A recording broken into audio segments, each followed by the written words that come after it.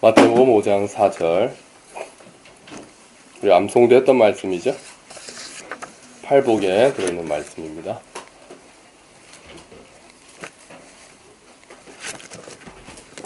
자, 우리 한 목소리를 읽을까요? 마태복음 5장 4절 시작. 애통하는 자는 복이 있나니 그들이 위로를 받을 것이미요. 아멘. 한 번 더 하죠. 애통하는 자. 왜 외웠죠? 한번 외워볼까요? 시작. 애통하는 자는 복이 있나니 그들이 위로를 받을 것이미요. 아멘. 할렐루야. 네. 어제 비가 많이 왔습니다. 어제 밤에 비가 정말 많이 왔습니다. 어제 제가 광화문에 있었거든요. 어제 세월호 2주기여서 제가 좀 마음의 빚이 있습니다. 그래서 뭐 모두가 그렇겠죠. 모두가 그렇고 그래서 어제 이제 광화문에 저녁에 가서 계속 있었는데 비가 너무 많이 와서 근데 이렇게 사람이 많이 모였습니다. 물론 경찰 추사는 4,500명, 주최 측 추사는 12,000명이 모였습니다. 뭐가 이렇게 차이가 나는지 잘 모르겠습니다. 근데 어제 정말 많은 사람들이 최소한 경찰은 8,000명이 왔다고 하더군요. 합치면 2만 명이 광장에 모여 있었던 거죠. 또 이번에 또 국회의원 당선된 사람들도 와서 또 뭐 이렇게 진상을 밝히겠다, 위로하겠다, 뭐 그런 이야기들도 하고요.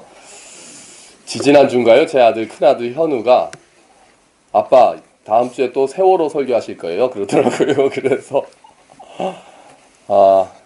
꼭 세월호 설교라기보다 아직 마음의 빚이 글쎄요. 아직 이제 인양이 이번 올해 될 거라고 이야기도 하기도 하고 그러면 또 얼마나 혹시 아직 다 덜 밝혀진 게 있다면 얼마나 더 밝혀지고 얼마나 또 억울한 일이 있다면 또 얼마나 그 애통함이 풀릴지는 잘 모르겠습니다. 그래도 뭐랄까요, 좀 아이들이라 그런가요? 아니면 그 과정이 너무 오래돼서 그런지 마음의 그 안타까움이나 빚은 좀 많이 남아 있습니다. 그래서 오늘은 뭐 꼭 그 세월호라는 그 주제가 꼭 아니어도 애통함에 대해서 우리가 좀 생각을 해봐야 될 것 같습니다. 그러니까 하나님께서 꼭 어떤 우리 가운데 여러 가지 일들로 슬퍼할 만한 일들이 우리가 참 많이 있잖아요. 이 세상에서. 그렇기 때문에 그 눈물에 대해서 우리가 생각하고 또 공감하고 기도하고 하나님께서 어떻게 하시는지를 우리가 알 필요는 분명히 있는 것 같습니다. 팔복은 예수님께서 말씀하신 하나님 나라의 복이에요. 근데 사실 이 팔복이 어렵습니다. 너무 유명한 말씀이지만 어렵고 어떨 때는 아유 어떻게 저러면 난 못하겠다 이런 얘기를 하기도 해요.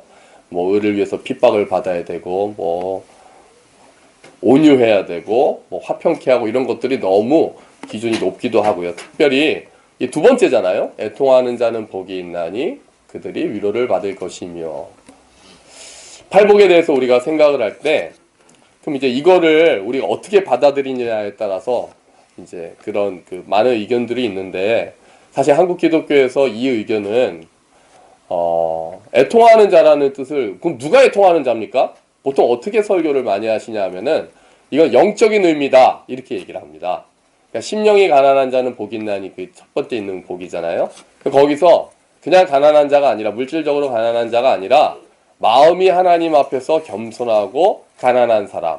애통하는 자라는 거는 진짜 뭐 슬픈 일을 당한 사람이 아니라 내가 죄인임을 알고 애통하는 사람이 하나님 앞에서 복이 있다라고 이야기를 합니다. 많이 들으셨죠, 그렇게? 근데 그게 달까요? 그럼 이건 정말 영적인 의미만 있는 걸까요? 저는 조금 다르게 생각하는 면이 있습니다.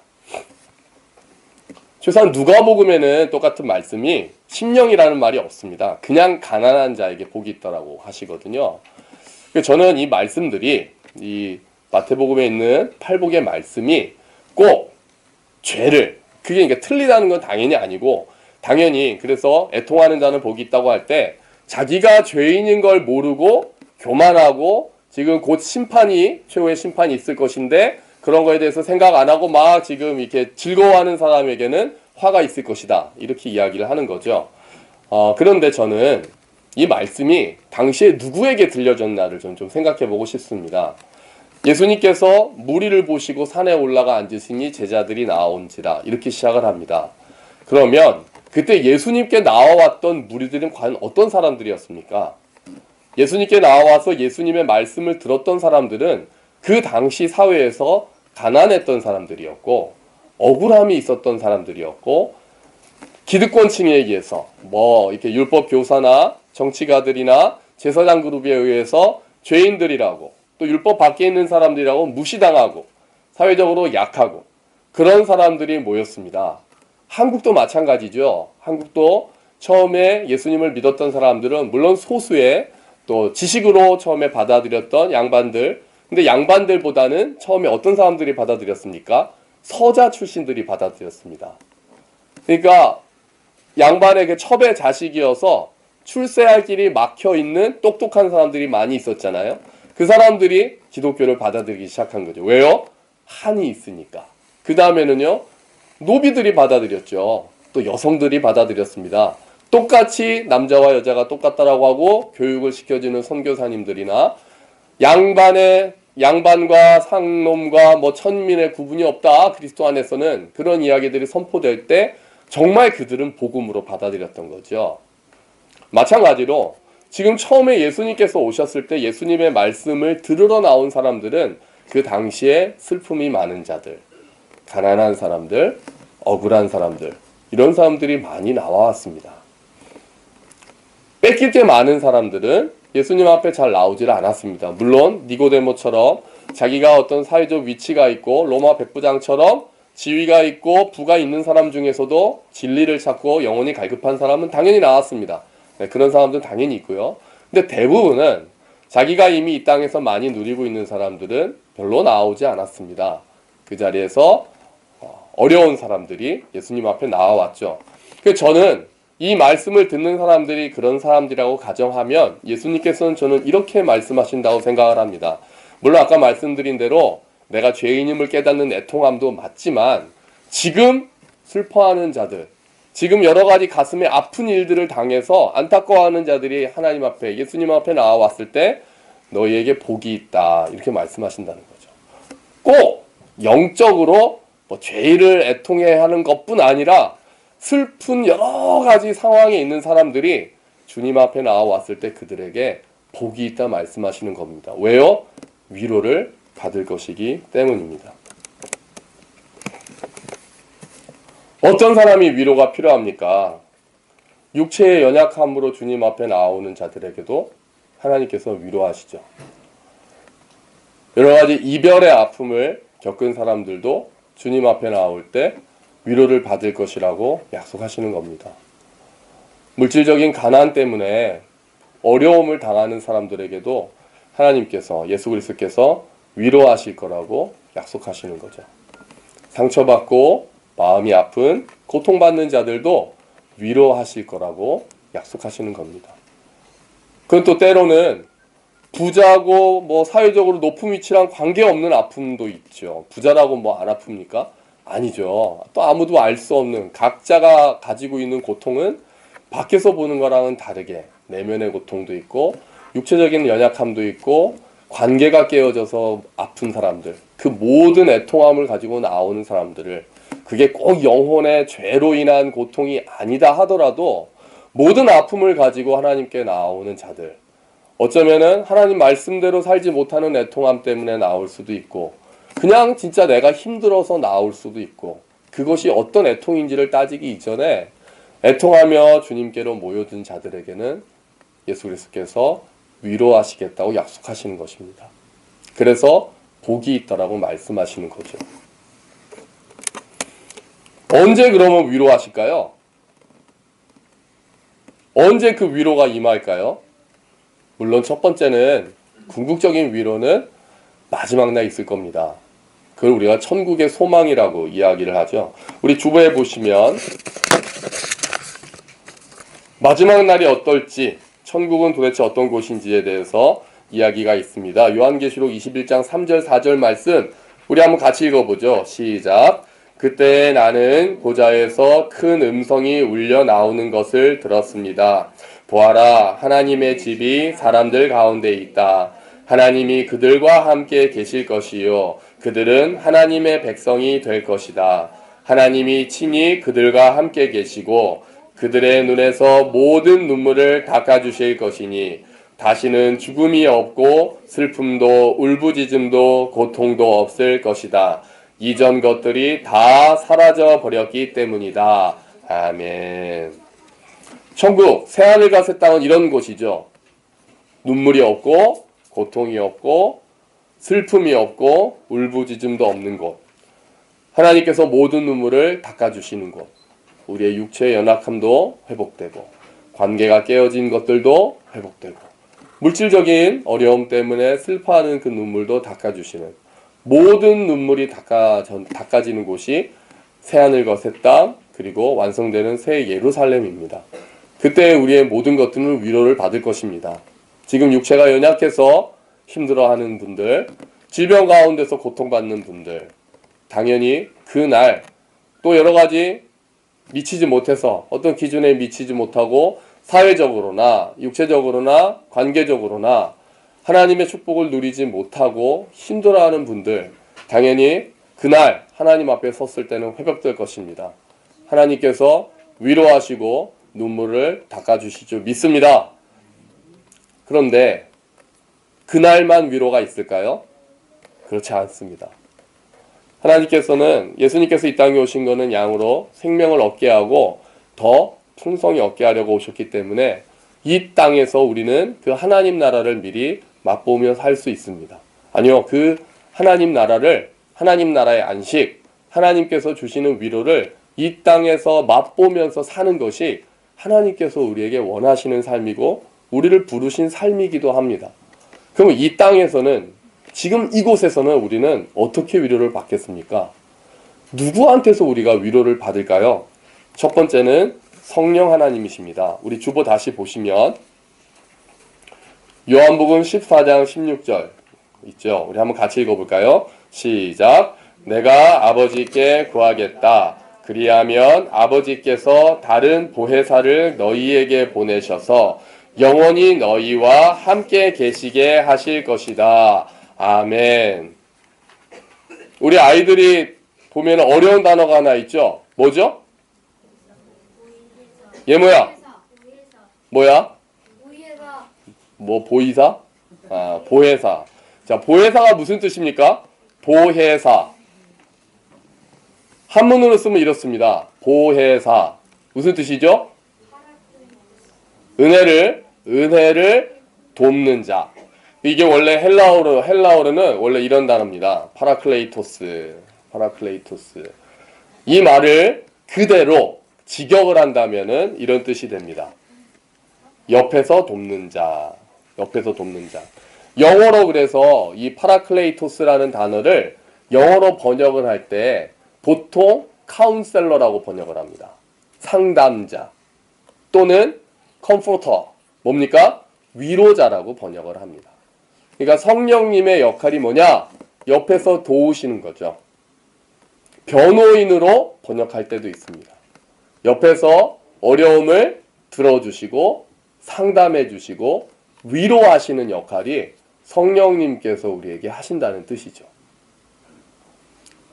그래서 로마서에 우리 주보 다시 볼까요? 로마서에 우리를 어떻게 도우시는지, 우리의 약함을 어떻게 도우시는지 로마서의 8장 26절에 이렇게 이야기를 합니다. 우리 같이 읽어볼까요? 시작! 이와 같이 성령께서도 우리의 약함을 도와주십니다. 우리는 어떻게 기도해야 할지도 알지 못하지만 성령께서 친히 이루 다 말할 수 없는 탄식으로 우리를 대신하여 간구하여 주십니다. 아멘. 우리가 어떻게 기도해야 할지도 모른다는 것은 우리가 꼭 무지해서만이 아닙니다. 말도 나오지 않을 때죠. 어떻게 기도해야 될지도 모르는 때는 어느 때입니까? 정신이 멀쩡하지 않을 때입니다. 너무 큰 슬픔을 당하고 차마 이렇게 말이 튀어나오지도 않고 뭐라고 말을 해야 될지도 모르겠고 여러분 어떻게 기도해야 될지도 모르는 망연자실한 상태를 경험해 보신 적이 있으신가요?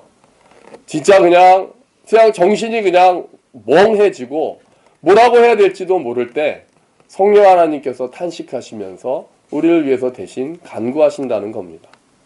물론 때로는 우리가 무지해서 정말 나에게 필요한 게 뭔지 모르기 때문에 기도하지 못할 때도 성령 하나님께서 우리를 위하여 기도하시지만 우리가 정말 뭐를 구해야 될지도 모를 정도로 상처받고 뭐를 구해야 될지 모를 정도로 기도할 힘도 없고 우리가 그냥 쓰러져 있고 탄식하고 있을 때 성령 하나님께서 우리를 대신해서 간구해 주신다는 의미입니다.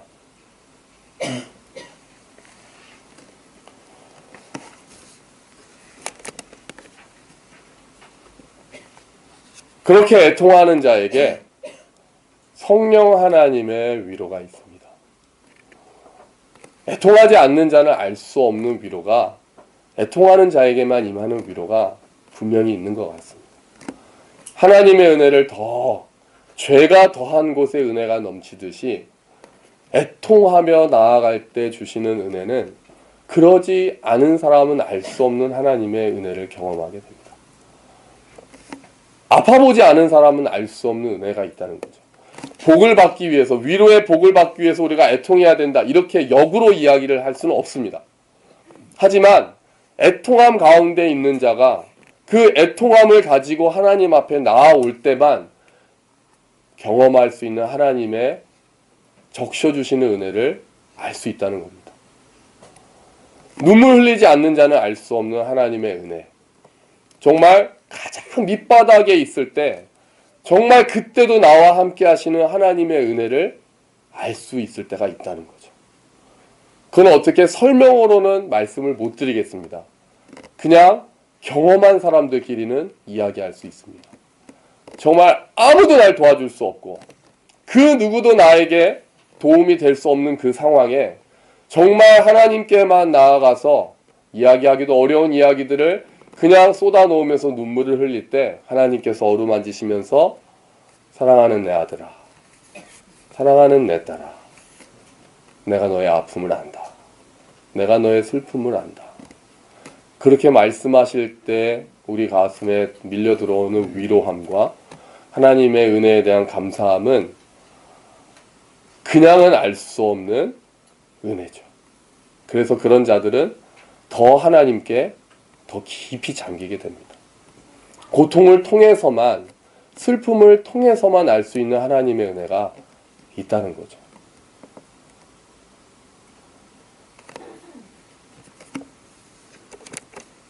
그리고 또 언제, 누가 우리를 위로할 수 있습니까? 성령 하나님 다음에 누가 또 위로를 하죠? 교회가 위로합니다. 교회가 위로해요. 주보에 마지막에 있는 말씀 한번 볼까요? 로마서 12장 15절 말씀입니다. 같이 읽어보죠. 시작. 즐거워하는 자들과 함께 즐거워하고 우는 자들과 함께 울라. 아멘. 로마서의 말씀에 이제 교회에 주시는 말씀이죠. 즐거워하는 자들과 함께 즐거워하고 우는 자들과 함께 울라. 우리에게 하시는 말씀입니다. 우는 자들이 있으면 함께 우는 것이 교회죠. 우는 자들과 함께 우는, 그래서 함께 울어주는 자들이 있을 때 경험하는 은혜를 잘 알 수 있는 때가 언제인지 아십니까? 자매 모임 때입니다. 좀 잘 그럽니다. 일주일에 한 번씩 자매 모임 하잖아요. 형제 모임도 하고 자매 모임도 하는데요. 이게 여자분들이, 이 자매분들이 그 형제분들에 비해서 공감이 잘 되고 눈물이 많은지 잘들 우십니다. 한 분이 자기 아픈 이야기들을 이렇게 꺼내면 참 여기저기서 바로 공감하는 눈물들이 있고, 저는 그렇게 보면서 이 눈물 가운데 하나님이 함께 하시는구나. 함께 울어주는 사람들을 통해서 하나님의 위로가 임하는구나. 우리가 혼자 하나님 앞에 나아가서 기도하고 혼자 하나님 앞에 애통하는 마음으로 나아갈 때 분명히 주님께서 주시는 위로가 있어요. 그런데 또 어떨 때는 그 아픔을 가지고 지체들 앞에서 내어놓을 때 함께 울어주는 자들을 통해서 임하는 하나님의 은혜가 있다는 거죠. 그래서 교회는 함께 울어주는 곳이 되어야 합니다. 정말 교회는 함께 울어주는 자들이 모여 있어야 합니다. 형제의 아픔이 나의 아픔이 되고 자매의 아픔이 나의 아픔이 되어서 그들의 눈물을 닦아주는 것은 하나님이 하시더라도 그들이 눈물 지을 때, 그들이 울 때 우리가 함께 울어주어야 하는 곳이 교회가 되는 거죠. 그래서 교회에서는 위로받는 게 맞습니다. 격려받는 게 맞습니다.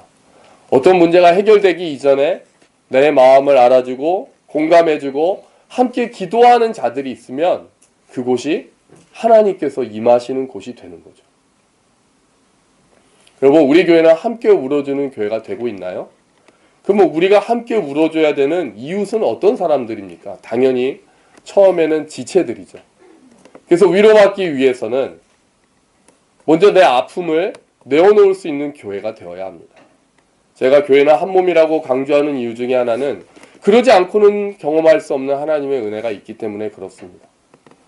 아픔을 내려놓고 그 아픔을 공감하고 함께 울어주며 함께 기도하는 자들, 그 가운데 임하시는 하나님의 은혜가 너무나 크기에 교회가 한 몸임을, 그리고 한 가족임을 또 말씀드리고 또 말씀드리는 거죠. 근데 우리의 이 함께 울어주는 이웃의 대상은 좀 많이 넓어져야 합니다. 어제 여러 사람들이 나와서 세월호에 대해서 이야기를 했습니다. 이번에 국회의원에 당선된 박주민 변호사라는 분이 있습니다. 세월호 변호사로 유명해지셨고, 그래서 이번에 국회의원에 나와서 이제 당선이 됐는데 그분이 마이크를 잡았어요. 근데 이렇게 이야기를 하더라고요. 국회의원에 선거운동을 하면서 세월호 이야기를 하면 많이 들었던 얘기가 지겹다. 그만 좀 하자. 아직까지도 그 얘기냐. 그 이야기를 들었는데 그때 자기가 너무 마음이 아팠다라고 이야기를 하더라고요. 이번에 세월호 유가족들이 쓴 책이 하나 또 나왔습니다. 다시 봄이 올 거예요. 작년에 금요일엔 돌아오렴이라는 책이 나왔고, 이번에는 그 부모보다는 이제 생존자, 또 죽은 아이들의 형제 자매들이 다시 봄이 올 거야라는 책을 냈습니다. 근데 거기서도 그들이 이렇게 이야기를 합니다. 사람들이 이제 좀 너도 과거에서 벗어나서 힘내야 되지 않니? 이런 말을 들을 때 너무 힘들다는 거예요. 오히려 너무 힘들다는 거죠. 그럼 과거잖아. 이제 미래를 봐야지. 이런 말이 오히려 자기들을 너무 힘들게 하고, 어떨 때 또 좀 웃으려고 하면은 너는 아직 어떻게 웃음이 나오니라고 동정해주는 말 때문에 또 힘들. 그래서 웃지도 못하고 울지도 못하고 이러지도 못하고 저러지도 못하는 날들이 2년이 넘도록 지금 계속되고 있다라고 이야기를 하더라고요. 여러분, 아픔을 극복하는 것은 하나님과 본인 사이에서 그때에만 해결이 될 수 있는 문제고, 아니요, 극복은 과연 될 수가 있을까요? 아픔이라는 것이요. 내가 지금 그냥 해결될 수 있는 문제가 있다면, 그것이 문제가 해결되면 물론 아픔이 없어질 수 있겠지만, 정말 이별과 같은, 사별과 같은 그런 아픔은 저는 과연 그게 극복이 될 수는 있는 것인지 의심스럽습니다. 그래서 상실한 분들에게는 애도의 시간은 충분히 주어져야 된다고 생각을 합니다. 함부로 옆에 있는 자들이 다 알지 못하면서, 꼭 세월호뿐 아니라 어느 경우에나 옆에 있는 사람들이 이제 힘을 내라는 말조차도 굉장히 조심스럽게 할 수밖에 없다는 거죠.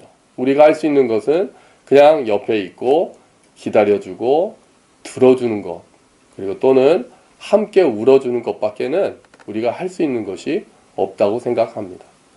선한 의도로라도 힘내라는 말조차도 굉장히 조심해서 할 수밖에 없다는 거죠.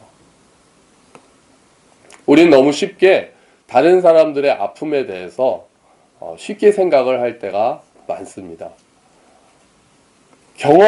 비슷한 경험을 한 사람조차도 자기가 조금 더 빨리 극복이 됐다는 이유로 그러지 못하는 사람들에게 이제 그만 슬퍼하라고 이야기를 할 때가 있습니다. 조심해야 합니다. 특히 교회는 더 조심해야 합니다. 교회는 우는 사람이 있을 때 그들의 눈물에 동참하는 곳이 되어야 합니다. 어디에서도 위로받지 못하는 자들이 교회에 와서만큼은 위로를 받을 수 있어야 합니다.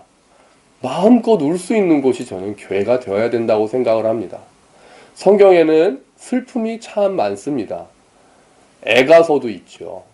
예수님께서도 이 땅에 오셨을 때 눈물을 흘리신 적이 몇 번 나옵니다. 그런데 지금 교회에서는 이상하게 슬픈 노래를 부르는 자들보다는 기뻐야 한다라는 강박처럼 밝은 모습만 있어야 된다고 보일 때가 많이 있습니다. 하지만 그렇지 않습니다. 우리가 아픔을 다 이야기하지 못할 뿐이지 우리 안에 모두가 아픔들을 가지고 있지 않습니까? 교회에서는 마음껏 웃을 수도 있어야 하지만 마음껏 울 수도 있어야 합니다. 그 눈물에 대해서 그 누구에게도 지적받지 않고 충분히 아파할 수 있을 때 비로소 하나님의 위로를 얻을 수 있고 하나님의 회복하심을 경험할 수 있는 겁니다. 그래서 저는 더 많이 울을 수 있으면 좋겠습니다. 그 누구의 눈치도 보지 않고 하나님 앞에서 엉엉 울 수 있는 곳이 되면 좋겠습니다. 그리고 나를 사랑하고 내 마음을 알아주는 지체들 앞에서 같이 손을 잡고 울어주는 지체들 앞에서 정말 내 마음을 다 놓고 울 수 있는 교회가 되면 좋겠습니다. 여러분, 하나님 나라는 어디에 임할까요? 하나님 나라는 기뻐하며 아버지 앞에 나아가는 예배하는 자들 가운데 하나님 나라가 임할 수 있습니다. 하지만 동시에 저는 그 눈물 가운데 하나님 나라가 임한다고 생각을 합니다. 하나님 앞에서 나의 죄를 애통해야 하며 나의 부족함을 애통해하고 아파하는 자들의 눈물 가운데 하나님 나라가 임하듯이 또한 여러 가지 아픔으로 그 아픈 마음들을 하나님 앞에 내어놓고 지체들 앞에 내어놓고 함께 슬퍼해주고 함께 울어주는 그 자들의 눈물 가운데 하나님 나라가 임합니다. 아프면 안 되고 힘내라는 말 때문에 억지로 이겨야 되는 것이 아니라 충분히 아파하고 충분히 기다려주고 충분히 슬퍼해서 그 스스로가 하나님 앞에서 힘을 얻을 때까지 기다려주고 그곳에서 함께 울어주는 곳, 그곳이 바로 교회가 되어야 합니다. 우리가 걷다 보면 함께 기뻐해야 될 일도 많겠죠. 그래서 즐거워하는 자들은 함께 즐거워하겠죠.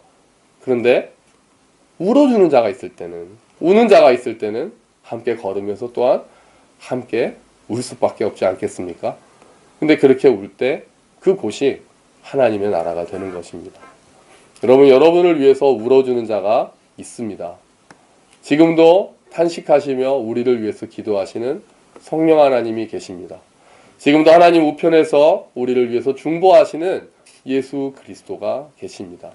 그리고 제가 기대하기는, 또 제가 간절히 소망하기는 내가 아플 때 그 아픔을 내어놓을 때 함께 울어주는 지체들이 우리와 함께 합니다.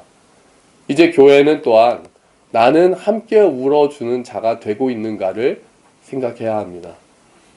여러분, 나는 내 옆에 있는 지체가 울 때 함께 울어주는 자입니까? 우리의 이웃이 아플 때 우리 교회는 함께 아파하는 교회입니까? 이 세상에 우는 사람이 너무 많습니다. 억울한 사람도 너무 많고 실패한 사람도 너무 많고 지금 점점 더 세상은 경쟁이 심해지고 잘난 사람들만, 금수저만, 빽이 있는 사람들만 성공하는 세상으로 점점 더 달리고 있는 것 같습니다. 점점 더 패배하는 사람들은 많아질 것이고 점점 더 낙오하는 사람들은 많아질 것입니다. 그럴 때 우리 모두는 우리 자녀들이 낙오하지 않기를 기도하고 패배하지 않기를 기도하고 승리자의 반열에 들어서기를 꿈꾸면서 아이들을 그리로 밀어넣습니다. 하지만 여러분, 대부분은 낙오할 겁니다. 그렇지 않겠습니까? 이 땅에 모두가 승자가 되는 방법은 없습니다. 점점 더 경쟁이 심해질수록 뒤떨어지는 사람들은 당연히 더 많아질 수밖에 없습니다. 우리 자녀 중에 어떤 사람들은 그 승자의 자리에 설 수도 있겠지만 더 많은 사람들은 그 자리에 끼어있지 못할 것입니다. 아주 극소수만 그렇게 승리를 만끽할 수 있다면 그 나머지 사람들은 어떻습니까? 더 많은 사람들은 눈물을 흘리는 세상으로 저는 가고 있다고 생각을 합니다. 더 많은 사람들은 낙오됐다라는 불안감에 떨면서 살고 있는 세상으로 계속 가고 있다고 저는 생각을 합니다. 그러면 교회는 어떤 곳이 되어야 합니까? 대학에 합격했다고 하나님께 영광 돌리는 자들의 기쁨과 동시에 합격하지 못한 자들의 슬픔에 동참하는 교회가 돼야죠.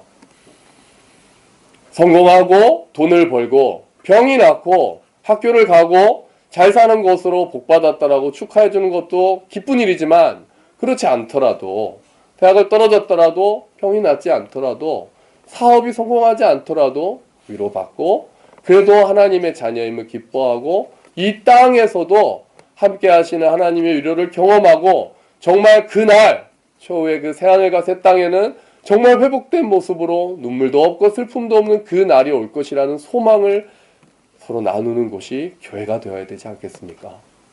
점점 더 아파하는 사람들이 많아지는 이 세상에서, 점점 더 눈물이 많아지는 이 세상에서 기쁨만을 쫓아가고 승자만을 기뻐하는 교회가 되면 되겠습니까? 더 많은 사람들을 품고 더 많은 눈물을 닦아주는 곳이 교회가 되어야 되지 않겠습니까? 내가 아플 때 나와 함께 울어주는 자들이 있는 곳이 바로 우리 교회가 되어야 되지 않겠습니까? 그곳에 함께 우는 자들에게 하나님 나라가 임하는 것입니다. 그 공감의 눈물 속에 하나님의 은혜가 임하는 것입니다. 이 땅, 물론 하나님이 주시는 기쁨과 복된 소식도 많이 있지만, 이 땅에서는 우리가 어쩔 수 없이 경험해야 되는 슬픔 또한 많이 있다는 것을 우리는 인정할 수밖에 없습니다. 그럴 때 우리가 슬픈데도 불구하고 억지로 기뻐할 수 있겠습니까? 그렇지 못하죠. 그 슬픔의 끝에서 그리스도를 만나고, 그 슬픔의 끝에서 성령 하나님의 위로를 경험하고, 그 슬픔 자리에 있을 때 정말 나와 함께 울어주는 자들이 내 옆에 있을 때, 그때 비로소 세미하게 하나님의 은혜를 경험할 수 있는 것입니다. 여러분, 많이 힘드신 분들 많이 계시죠? 이런 일들 저런 일 때문에 고민하고 하나님의 뜻을 잘 알지 못해서 답답하고, 또 여러 가지 불안한 두려움, 이런 것들로 이 자리에 나와 계신 분들도 계실 줄 압니다. 하나님께서는 이 땅에 슬퍼하는 자들을 위로하시는 분이십니다. 성령 하나님은 우리의 위로자이십니다. 우리의 죄 때문에 애통하는 자들, 억울함 때문에 분노하는 자들, 그리고 기준에 미치지 못함으로 낙오된 것 같이 느끼는 자들, 공부를 못하는 학생들, 사업에 실패한 모든 자들, 그것이 성공의 여부에 관계없이 1등이 되지 않아도 하나님의 위로는, 아니 어쩌면 더 그곳에 하나님의 위로는 더 크게 임할지도 모르겠습니다. 우리 교회가 따뜻한 눈을 가지면 좋겠습니다. 물론 서로 잘 되기를 기도하고 성공을 기뻐하는 것도 너무 좋지만, 더 나아가서 그러지 못한 사람들을 더 따뜻하게 바라보고, 그러지 못한 사람들과 함께 손을 잡아주고 그들과 함께 눈물을 흘릴 때 그곳에 임하는 하나님의 나라를 경험하는 우리 교회가 되기를 주의 이름으로 축원합니다. 그곳에 눈물 흘리는 자리에 임하는 하나님의 은혜를, 위로하시는 성령님의 은혜를 충만히 경험하는 저와 여러분이 되시기를, 그리고 우리 교회가 되기를 주의 이름으로 축원합니다. 아멘. 우리 함께 기도하겠습니다. 하나님, 나의 눈물을 아시고 우리의 슬픔을 아시는 주님, 은혜를 베풀어 주셔서 눈물 가운데 임하는 하나님의 나라를 보게 하여 주시옵소서. 위로하시는 하나님의 은혜를 경험하게 하여 주시옵소서. 우리 가운데 아파하고 힘든 자들 주님 도와주시옵소서. 우리 함께 기도하며 나아가겠습니다. 하나님 아버지 감사합니다. 주님, 슬퍼하는 자들 하나님 위로해 주십시오. 아파하는 자들 주님 위로해 주십시오. 하나님, 억지 웃음을 짓는 자들에게 정말 모든 것들을 내어놓을 수 있는 지체를 허락하시고, 모든 것들을 그대로 이야기하며 슬퍼할 수 있는 자리와 공간을 허락하셔서 하나님, 아픈 자들 위로해 주십시오. 몸이 아픈 자들 하나님 위로해 주십시오. 하나님, 탄식하며 기도하는 자들의 탄식을 들으시는 하나님, 우리의 신음을 들으시는 하나님, 하나님 위로하시는 하나님의 위로가 임하기를 원합니다. 함께 손을 잡고 울어주는 자들의 눈물 가운데 임하는 하나님, 그 은혜를 알기를 원하며 하나님 앞에 통하는 마음으로 나아가는 자들에게 하나님 회복하시고 위로하시는 하나님의 은혜가 임할 수 있도록 주여 도와주시기를 원합니다. 하나님, 이 땅에 너무나도 아픔이 많고 슬픔이 많고 답답함이 많습니다. 하지만 하나님께서 우리에게 그것을 원하시는 것이 아니라 우리가 기뻐하기를 원하시는 주님, 위로하시고 하나님의 은혜로 회복되는 역사를 경험할 수 있도록 주여 도와주시옵소서. 하나님 감사합니다. 감사합니다.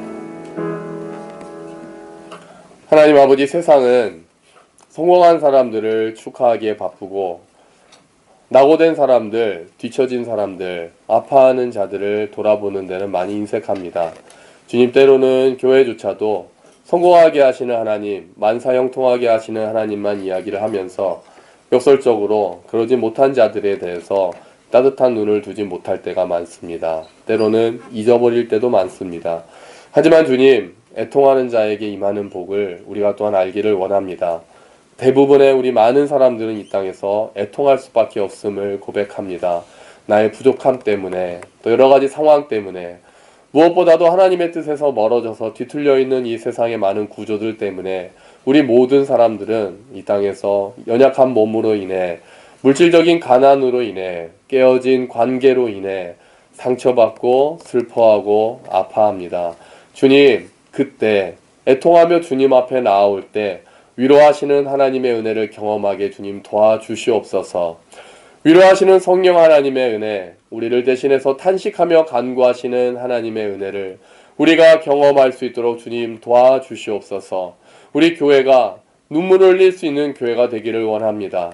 그래서 그 안에 임하는 하나님의 은혜를 알게 되기를 원합니다. 정말 손을 잡고 함께 울어주는 자들이 모여있는 교회가 되기를 원합니다. 그 눈물 가운데 임하는 하나님의 나라를 경험하기를 원하오니 주여 은혜를 베풀어 주시옵소서.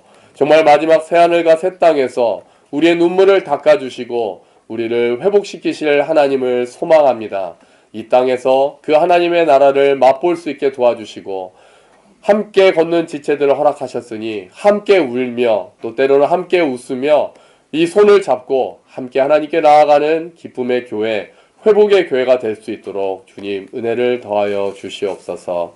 감사합니다. 주님이 모든 말씀 예수 그리스도의 이름으로 기도합니다. 아멘. 감사합니다. 우리 다 같이 일어나셔서 이 땅의 황마음을